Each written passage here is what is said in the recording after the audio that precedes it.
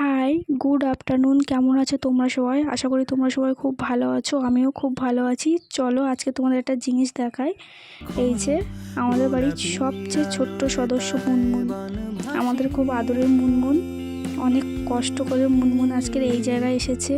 মুনমুনের অনেক বড় হিস্ট্রি আছে। মুনমুন প্রায় মারা গেছিল। অনেক কষ্ট করে রাস্তার থেকে মুনমুনকে নিয়ে আসা হয়েছিল। আমাদের খুব যত্নের মুনমুন। ও ভাবছে ওকে আমি মাছ দিতে এসেছি। ও মাছ, ডিম, দুধ এগুলোই খায়। ও ভাবছে আমি ওকে এগুলো দিতে এসেছি।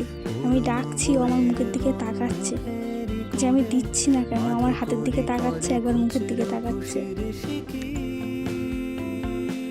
আমার দিকে আস্তে আস্তে সরে সরে আসছে যে ওকে আমি দিচ্ছি না কেন। অনেক কষ্ট পেয়েছে, অনেক কষ্ট। মানুষের ভালোবাসার থেকে না পশু পাখিদের ভালোবাসার দাম অনেক বড়। মানুষ বেইমানি করলেও পশু পাখি কোনোদিনও বেইমানি করে না।